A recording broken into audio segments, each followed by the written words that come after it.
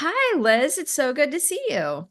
Hello, good to be here. Good to have you. So, for those who don't know you like I do, can you tell my audience just a little bit about who you are and how we know each other? Sure. My name is Dr. Liz Lasky. I live over at lizlasky.com and I'm a social worker. I'm also a certified coach. And Elizabeth and I know each other, first of all, because we're name twins, but also because you are in one of my most favorite programs called Business Mastery, which is a business program specifically geared for therapists. That's right. You've been awesome. I've been working with you all year. And one of your favorite pieces of advice is actually one of my favorite pieces of advice I give people, which is just start.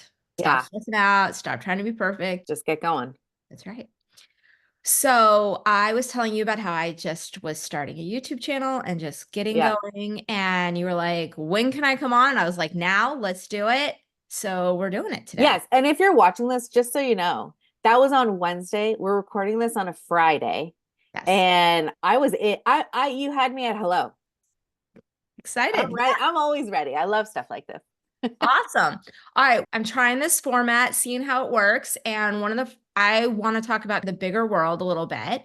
Yeah, And so let's just go ahead and dive in, yeah. which is there's a lot going on in the world, whether we're talking about politics or the environment or just like what's happening on your street. So, what do you think about the state of the mental health field right now? I thought you were going to say, what do you think of the state of the world? Like, where do That's we a little start? too big. Where do we start? Yeah. Yeah, I think it's such an important question of what is the state of mental health these days, and I think we are in a tough spot.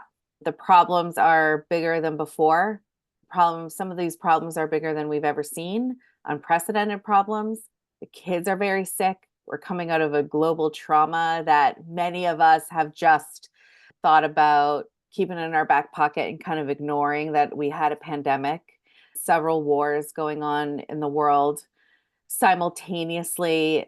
There's just so many different things that are happening, contributing to poor mental health and burnout. And I work a lot with therapists, so I get to see, and I'm a human living in this world, so I get to see both sides. I hear, excuse me, I hear a lot from therapists that the burnout is real for therapists. It's also real for the people who are coming to therapy. And I think one of the biggest challenges that we're seeing in mental health, I think there are two. One is that people need more support than before, and it's sometimes difficult to get the right support in the right ways. That's number one. And number two is I think people are so burnt out that there's also not the traditional interest in seeking therapy the ways we used to seek therapy. And what I mean by that is we're not going to the Upper West Side Manhattan analyst 3 times a week anymore, where you're lying on the couch. That's my quintessential vision of traditional therapy. We're not going even all the time once a week for a therapy hour in person anymore. We have people who want support, but the way that they want support is changing, meaning they don't want to have those traditional relationships. We see this coming up in the mental health tech space all the time, where people can text a therapist, where people can get that kind of, or to people can see a therapist for 2 years and never see them from the neck and below in person, right? So things we didn't learn how to deal with in school, certainly, and even as an adjunct professor of social work, things that I sometimes honestly don't always know how to teach or help people navigate because we've never done this before. So it leads me to the second piece here, which is that people want help, they want transformation now. And I think a lot of people don't want to be in the traditional therapy role. They want to move to something that's solution focused. Oftentimes it's called coaching, whether it's true coaching or not. We can get into that. That is my area of specialty, but people want things that are solution focused where they're not necessarily unpacking every single little piece of trauma because they just got to get through the day and go to work and feed the dog and make sure you watered your plants. People just got to get through the day. So I have a lot of concern for the field of mental health. I have a lot of concern for the state of people, especially the state of children right now. And it's worrisome. It really is worrisome. I say that as a therapist, as like I said, a person in the world, as a mom. It is, I'm worried. I'm worried. It's concerning. Yeah. It's interesting you bring up the different dynamics, the solution focused. I'm seeing a lot of interest in that in my practice and people I talk to. California is a little bit different from New York. I'm seeing a really high interest in psychedelics out here, Yeah. which I both love and I get nervous about, right? But we're definitely seeing a mix and just an interest in saying, like, I'm not interested in being on SSRIs for the rest of my life. I'm not interested in going to see you every single week. And that's actually a big reason I started this podcast was, okay, for people who can't afford to do this or don't want to do this or frankly don't need it, because I am a believer that not everybody needs to be in therapy, but we all need a little bit of help and support in different ways. And I wanted to expose people who aren't like us, who aren't just living and breathing this Yeah. every single day. So I love that you're going to talk a little bit about coaching and some other things. Now you're making me want to take notes because I want to touch on this, but I just dropped my pen. Okay. So are we going to use a pencil? Let's go for the gold and use a marker because I want to talk about two things that you just said. One is the psychedelics that you just touched on. Is it okay if I jump into that now? Absolutely. Do Yeah. it. And the idea of not wanting to be on SSRIs for the rest of your life. And I just want to acknowledge that and acknowledge that is a trend that we're seeing a lot. Once interviewed Linda Caron, who is a leader in trauma work and also in psychedelic work. She's a riot. If you don't know who she is, I think you should definitely look her up. She's a hoot. And here's the thing about the psychedelics, and if you're interested in that, I just want to say it can be such a compelling and a powerful component of a healing journey. But the psychedelics work the best if you have done the work to get you to the place where the psychedelics is really that little je ne sais quoi that's going to help you really expedite that healing process.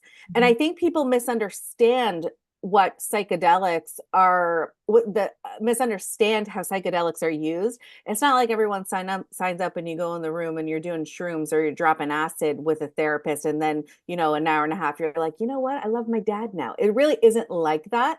There's work that goes into that before and healing work that goes into that before, and psychedelics is a component of a healing journey. And I think that people, now, I also just want to say, I could be totally wrong about that. I don't think I am, but I could be. So I'm open to that, by the way. But I think people have a misunderstanding around that. And I think that's an important piece. I just wanted to acknowledge that piece about that.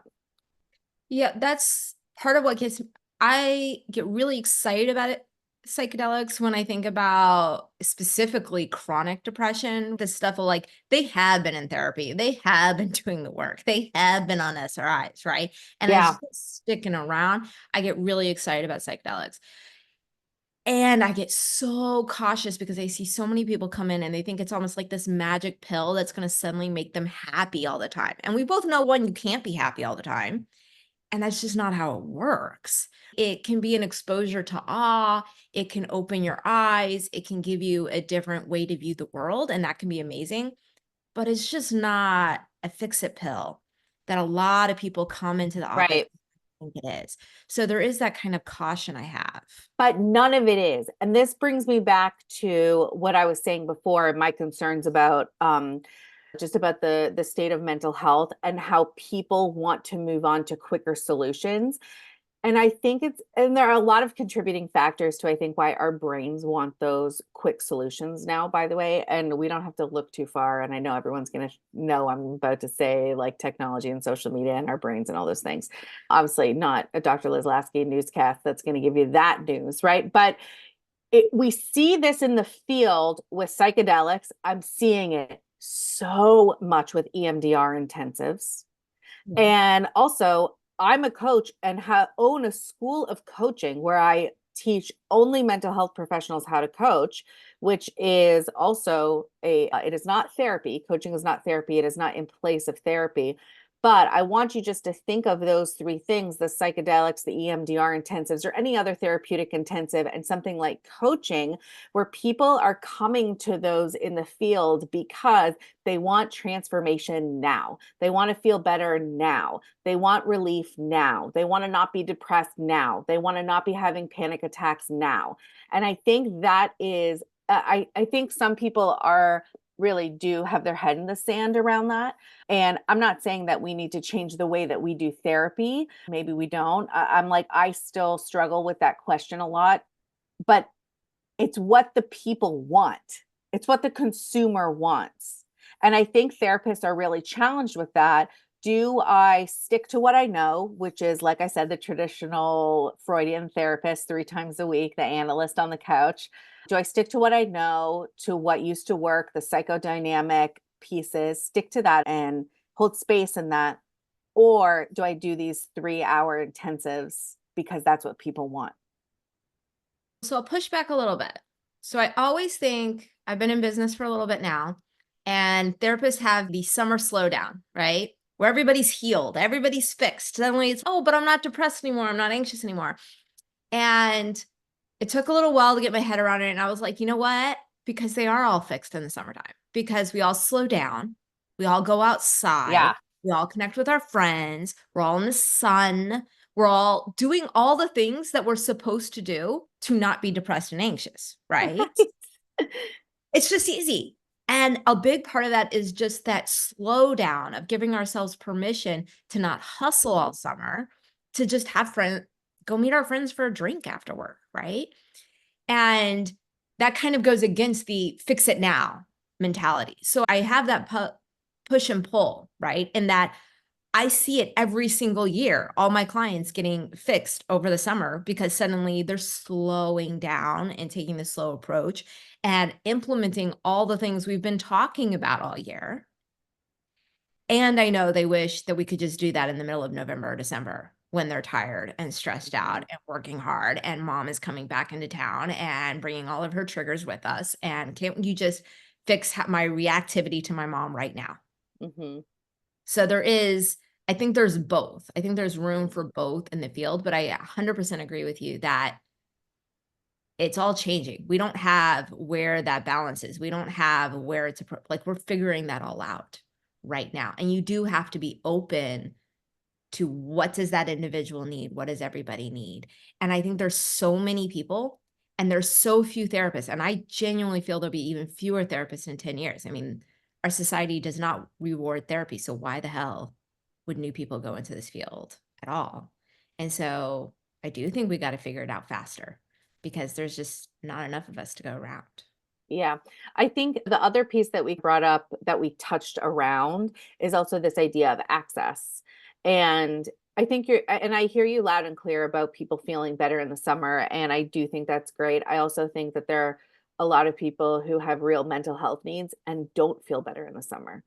And I think that's an important piece. In addition to that, about these therapists who are choosing these avenues and being open to new ways of thinking about it, which I think is really important. We need that.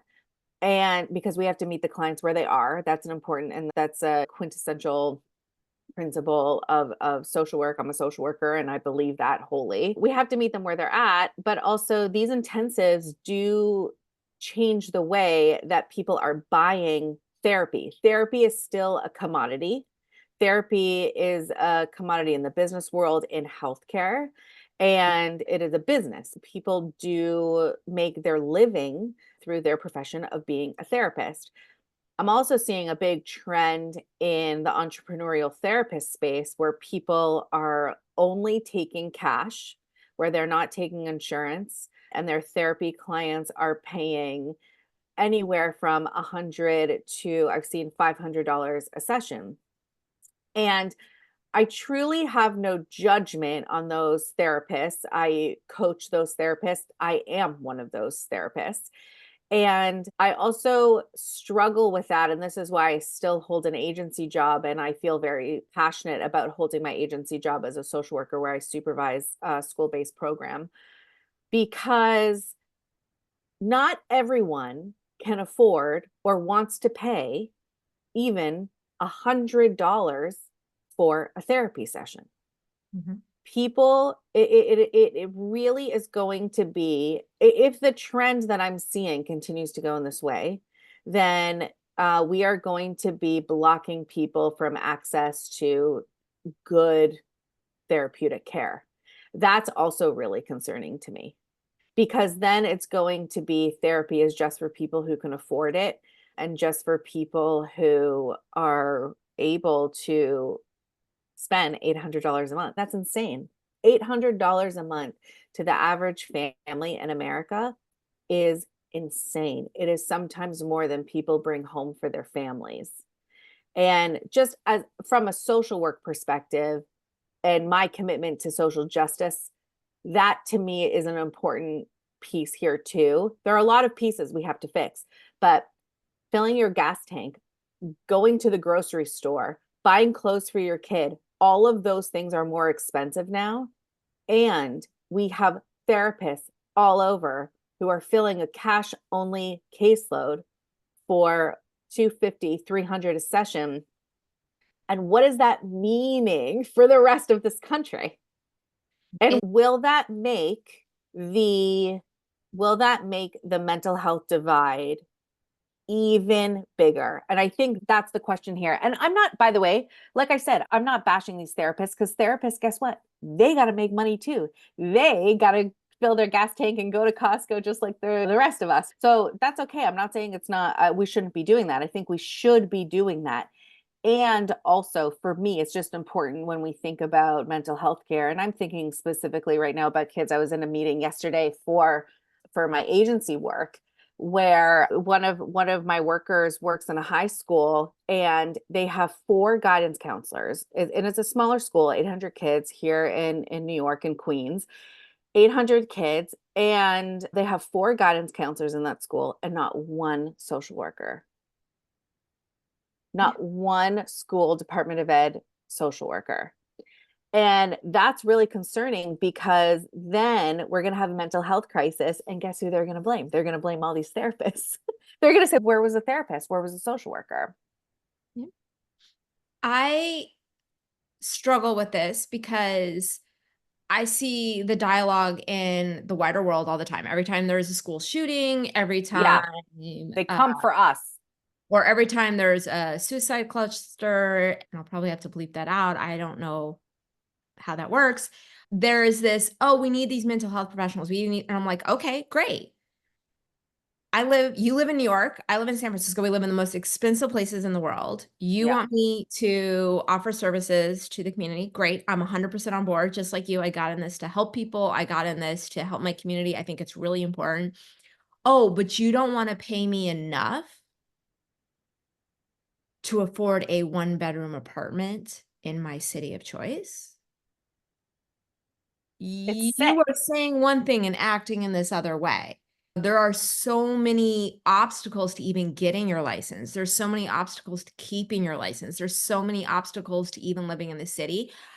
And so the push and pull, and that's where I really worried. And that's why I made the comment of, I'm not convinced there'll even be a bunch of therapists in 10 years, because and I get this struggle all the time with because I'm in Silicon Valley. So I'm always paying attention to like BetterHelp and some of these AI tools and Yeah, these AI. I have friends who work at mental health AI companies, and they're telling me about it. And like part of me hates them, part of me loves them. It's complicated. it And it is. comes down to that idea of, okay, great. But if I take a step back from my personal feelings, if I take a step back from how the consumer is going to use them, and I just think about the industry, if a 22-year-old came to me and said, hey, I'm thinking about being a therapist, the first thing I tell them is like, and I hated it when my professor said this, you don't get into this to be rich. And I'm like, fuck that. If you want to be in this,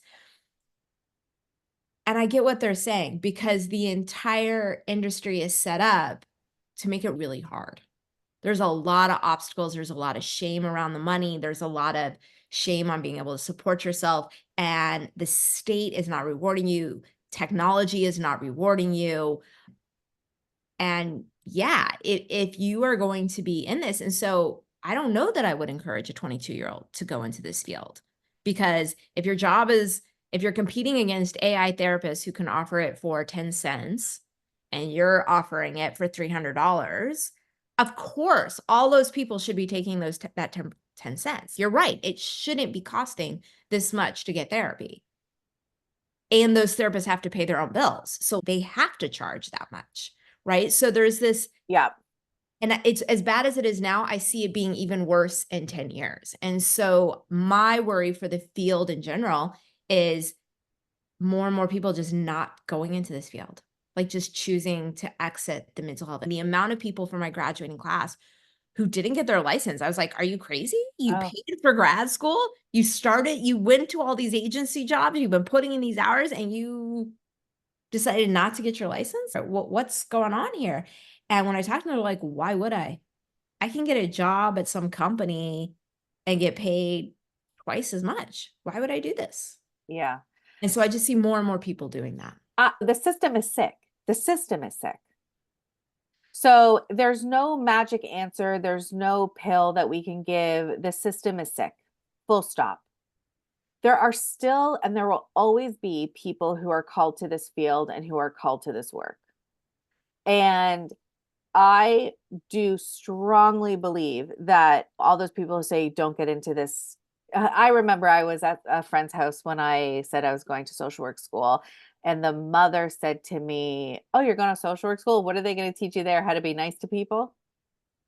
And I was like, I didn't even go to school yet. So I'm like, I don't know. And I joke, and I'm sure you've heard me say this. I always joke. I seem to have missed the day of social work school where everybody took a vow of poverty. I just seem to have missed that day. And thank God I did, because now I have a community of people who are doing really good work and they're making money and they have all the skills that they know how to do to cultivate and bring in more money. And I think we also have to be careful not to be too black and white about it. And I think that there's room for us to have it all. I think there's room for therapists and people in the mental health community to have it all. We can make a big impact and we can make a lot of money. We have to also, like when I say the system is sick, we need people who are on the ground who can also be in the macro conversations with government, who can be with policymakers, who can be pushing for I keep going back to social workers to be making more money. Like we need to be in these conversations. We're just so tired and burnt out that it is tough. But one of the things that is scaring me the most, and this is actually an article my biggest wish, and if New York Times, if you're listening to this, I'm pitching you because I have the true honor of seeing the back end of people's businesses, therapist businesses. And I would say just in the last calendar year, how many people? Probably 10, 18. What's 18 plus 9? Okay, 27. perfect. I don't know. I know 27 therapist businesses in and out, truly in and out. And those are just the people that I've personally worked with. I have probably another 60 students who I can't say I know it intimately, but I know enough about that I can make this statement for sure. My biggest fear is that therapists are going to go bankrupt in the next 5 to 10 years because they're staying in their jobs with the skills they have now, with the mindset they have now. And these therapists, not the people I'm coaching, the people I'm coaching, I go to sleep every night and I know that they have the skills. And if they would just, most of them, this is not you, but I would say this to you if it was, maybe it is you a little bit. If they were just to shut up and do the work and get up and not feel too much and just do your work. And by the way, if you're listening to this right now and you're like, she's talking to me, yes, I am talking to you, whether you're a therapist or you're a dentist or you work at a pizza shop. Just go do the thing. Stop feeling so much. Okay. You tell that feeling to come back later. Like just do the thing. Start doing your work. I know my people have the skills. Okay. So I'm not worried about them. I'm not telling them to go live in their car yet because they don't have trust that they're going to be able to bounce back. But I know if they implemented those skills that they would be making the kind of money that they made. But therapists do not have enough business skills, business acumen to most of them, I would say, And I'm nervous that more and more people are going to go bankrupt. And I don't think the average person who, even the people who consume therapy and who are going to therapy, I don't think the average person knows how broke their therapist is. Therapists are broke. And that's why you see people charging $1,200 for an EMDR intensive. And by the way, I have clients doing that too. And it helps people and it's of service and it works and it is a commodity. It is a service. And I'm not bashing that. I'm not bashing that. But the average person does not know that these people are broke. And by the way, I see their P&Ls. I know what is happening in these businesses. I know that they're broke. And I don't think the average person knows that. It's a problem. I don't it is a problem, and at the same time, I think you run into that dichotomy, right? Because in therapy, I don't want my client thinking about what's going on in my life. I don't want them worrying about how broke I am. I don't want right, but I do have that pushback on people who are, "Oh, you charge that much?" And I'm like, yeah. Do you want my P&L? Do you want to see? This is not what you think it is, right? Because they think they're paying for that hour of therapy, but you're not. You're paying for the work that came in before you showed up. You're paying Totally. for all the training. You're paying for, I have to do half an hour of work after you even leave in terms of resources I have to look up or letters I have to write or notes I have to do. You're actually paying for 2 to 3 hours worth of work that I'm giving you in that 50-minute session. And Um, nobody would have that response to an eye doctor. nope. Or even a family doctor. One of the surprising things I found out here is how many family doctors are going to cash only. And I was like, how is that going on? And they're for the same reason we are. Insurance isn't paying them enough. Yeah. Because I don't actually talk to a single mental health professional or a single doctor who wants to not take insurance. Yeah. And I don't know one person in the United States who is happy with the health insurance they have. I don't know one person. No, not even me. I hate my health insurance. And yet, right?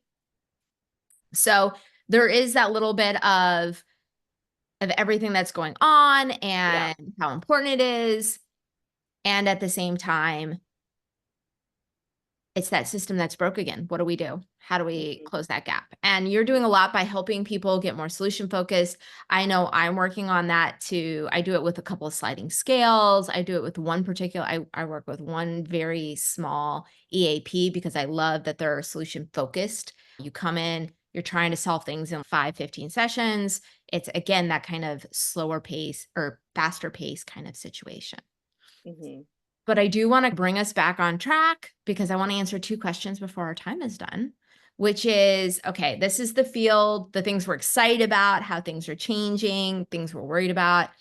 And at the same time, our job is resources all the time.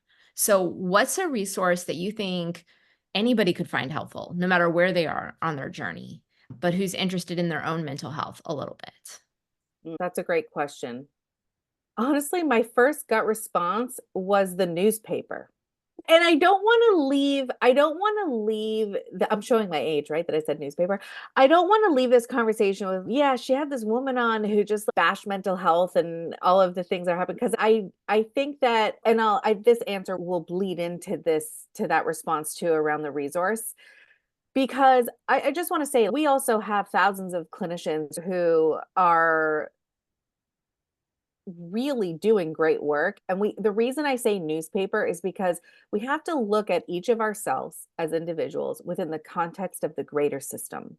And I said the system is sick, and that doesn't mean we throw up our hands and we wash our hands of it. What it means is that we take care of our side of the street. We show up as really strong professionals. We know the problem that we're solving, and we go out there and we help the person we feel called to help. And that is the solution. We will only address systemic change by one step at a time of us individually working. And exactly like you're saying, it might mean that you're going to end up working at an EAP, or I still keep my agency job where you can still charge $500 an hour. The answer there is that when your head hits the pillow, you just have to feel like you're working within your own personal professional integrity and you feel really good about your day. So I think we have to be careful that we look at ourselves as people who are living in this very complex world. So I kind of joke, like, whatever the year is, I'm like, yeah, it's 2024. Of course you feel anxious. Of course you feel depleted. Of course you're burnt out. It's just we're in the context of the world where this happens. So I think that looking at the world around us is really important. If you're a therapist and you are looking for a resource where you can feel more uplifted and in the community, come hang out with me. Like, the people in my world truly are excited, creative, collaborative. And I always say you're with your people, because people who the people that we hang out with, there's no idea that you can't take on. If there's something that you want to do, there's 100 people behind you saying, yeah, how can we help? We totally want to do this. This interview is a perfect example of that. You mentioned your YouTube shows. Like, when can I get on that? That was on Wednesday. She said Friday, right? So I think that if you're a therapist, you got to come hang out with like-minded people who want to lift you up. I loved the comment about the newspaper, like taking stock of where you are. My favorite joke about therapy is like somebody comes in depressed, and before I diagnose you as depressed, I make sure you're not actually surrounded by assholes. We're in a crazy year. And the reality is, we've been in a crazy year for 5 years, Yeah, more than right? that. More than that. And before you start labeling yourself as anxious or depressed or this, are you, or are you just reacting to the world around you? And yes, I want to give you, the world is going to be crazy. All you can control is yourself. And I'm here to help you come up with tools to handle the craziness in the world. But also, it's okay for you to be like, you know what? I don't need all those coping skills. I need to just realize it is a really crazy year. Yes, I am having feelings, and those feelings don't make me depressed or anxious or crazy. It just means I'm aware of what is happening. If you know somebody in Palestine or Israel, you're not depressed because you're sad and worried about them. You're sad and worried because somebody you love is in danger. That's a very normal, healthy response. And there's not a coping skill in the world that's going to change that reality. And Mhm. so, yeah, just being, I love that answer. Just kind of checking in with yourself like, hey, wait a minute. What is my situation? What is the world around me? That's a great place to wrap things up. Yeah. All right. So you mentioned come hang out in your world. So if they do want to find you and your services and be in your world, where do they go? LizLasky.com, Lazlasky. I'm also on Instagram at LizLasky. And if you are a therapist, you're looking to grow your business, or you're looking to learn how to coach ethically, and then I'm your girl. We also provide coaching services to people who are not therapists, few and far between, but we do. I provide some coaching. I also have 2 coaches who work under me, and it's excellent, excellent coaching, all certified by the International Coach Federation. And we're really proud. I feel really proud of my school and really proud of the work that I'm doing, because I know for every therapist that goes through one of my programs, they are seeing at least sometimes 20, 30 people a week. And I know that the energy and the skills that they're getting from all of our work together is going out to all of those many people. And all of those many people are touching so many other people. And we really are shifting the system. This is exactly how the individual can help shift the system, one little piece at a time. Awesome. Liz, I'm so glad we made this happen. I'm so glad I mentioned We it. might have to do it again. Absolutely. I'll have you back in here and we'll talk all about it. Thank you. Thanks for having me.